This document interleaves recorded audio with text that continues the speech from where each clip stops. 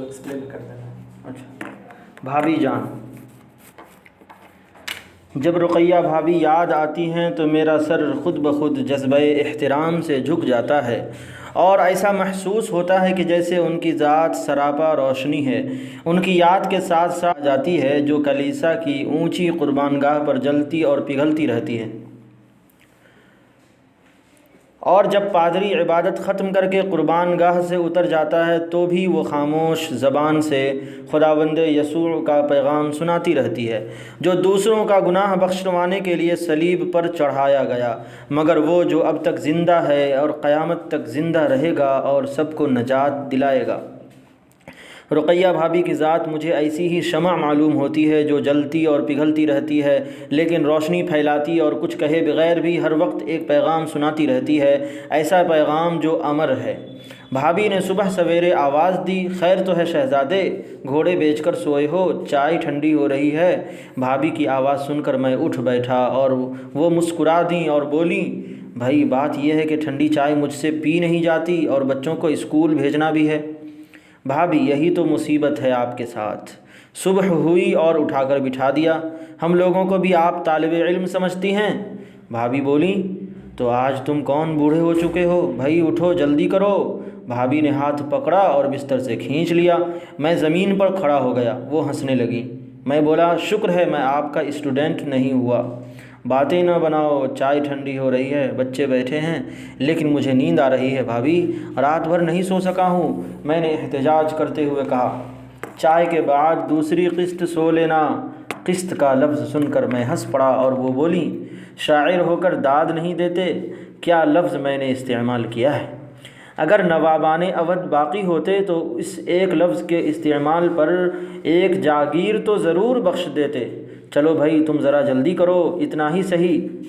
اور بھابھی کھانے کے کمرے میں چلی گئیں اور جب تھوڑی دیر میں میز پر پہنچا تو بچے چائے ختم کر رہے تھے۔ ننھی ریحانہ بولی، چچا جان ہم لوگ چائے ختم کر چکے ہیں، اب آپ ہماری جھوٹی چائے پیجیے۔ اسکول کی لاری نے ہارن بجایا اور بچیاں تالی بجاتی ہوئی باہر چل دیں۔ بھابھی نے چائے ڈھال کر میری طرف بڑھائی اور بولیں، اگر تم جوان اتنی دیر تک سوتے رہو گے تو کیا کرو گے؟ شعر کہوں گا اور کیا کروں گا، اور کچھ نہیں۔ بھابھی معنی خیز انداز سے مسکرائیں، میں کچھ جھیپ سا گیا۔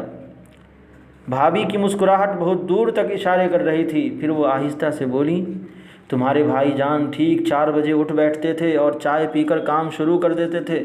شروع میں تو مجھے بھی بڑا جبر ہوتا تھا، لیکن آج صبح اٹھنے کی عادت کام آ رہی ہے۔ میں نے پلٹ کر دیکھا، بھابھی کی سنگار میز پر ننھے بھائی کی خوبصورت سی رنگین تصویر رکھی ہوئی تھی، وہ مسکرا رہے تھے۔ اس تصویر کے پاس بھابھی اور بچوں کی تصویریں تھیں، اب سنگار میز نام کا تھا۔ اس پر بچوں کی کتابوں کا ڈھیر تھا اور شاید ایک کنگھی کے علاوہ میز پر سنگار کی کوئی دوسری چیز بھی نہ تھی۔ رقیہ بھابھی اداس ہو گئیں اور بولیں، اختر نہ جانے تمہارے بھائی جان آج کس حال میں ہیں، دیکھو ان کے مقدمے کا کیا ہوتا ہے۔ 1000 میل کی دوری پر میں ان کے کوئی کام بھی نہیں آ سکتی، چند ہی دنوں میں ان کے مقدمے کا فیصلہ ہونے والا ہے۔ بھابھی جو ہمیشہ پھول کی طرح ہنسنے اور بلبل کی طرح چہکتے رہنے کی عادی تھیں، بالکل اداس اور چپ تھیں۔ لیکن یکایک کسی کے پاؤں کی چاپ سنائی دی، پھر آواز آئی، میں آ سکتی ہوں؟ آ جاؤ، بھابھی نے کہا، اور ایک جوان سی لڑکی کمرے میں داخل ہوئی۔ بھابھی نے دیکھتے ہی کہا، آؤ شمی چائے پیو، میں آج شام کو تمہارے گھر جانے والی ہی تھی۔ بن دیے تم نے سویٹر؟ وہی لے کر آئی ہوں، اون بچ گیا تھا تو میں نے ٹوپی اور موزے بھی بن دیے۔ بہت اچھا کیا تم نے، لو چائے پیو۔ اور چائے کی پیالی لڑکی کے سامنے بڑھا دی۔ لڑکی میری موجودگی میں کچھ شرما رہی تھی، بولی، میں چائے پی چکی ہوں۔ پھر بھی پی لو، شرماتی کیوں ہو؟ یہ ہیں مشہور شاعر اختر، تمہارے بڑے بھائی ہیں۔ میں ناشتہ ختم کر چکا تھا، اٹھ کھڑا ہوا، بھابھی میں ذرا شہر سے ہو آؤں؟ جاؤ، مجھے بھی ذرا ہسپتال جانا ہے، چلو شمی تم بھی ساتھ۔ میں نے کمرے کی کھڑکی سے بھابھی کو بنگلے کے احاطے سے باہر جاتے دیکھا۔ ان کے ہاتھ میں دودھ کی وہ بوتل تھی جو بہت دیر سے میز پر رکھی ہوئی تھی۔ یہ تو مجھے 2 دن کے بعد معلوم ہوا کہ بھابھی کے ایک پرانے ملازم کی بیٹی ہسپتال میں ہے۔ 2 مہینے پہلے اس کے شوہر کا انتقال ہو گیا تھا اور اس کے بچہ پیدا ہوا ہے، اس کا کوئی بھی دیکھنے والا نہیں۔ بھابھی خود ہی دونوں وقت دودھ کی بوتل لے کر 2 فرلانگ پیدل جاتی اور دودھ پہنچاتی ہیں، اور سویٹر اور موزے اسی بچے کے لیے بنوائے تھے کیونکہ سردی کا موسم شروع ہو رہا تھا، اور شمی ان کے کالج کی ایک غریب طالب علم تھی جو صرف ان کی مدد کے سہارے پڑ رہی تھی۔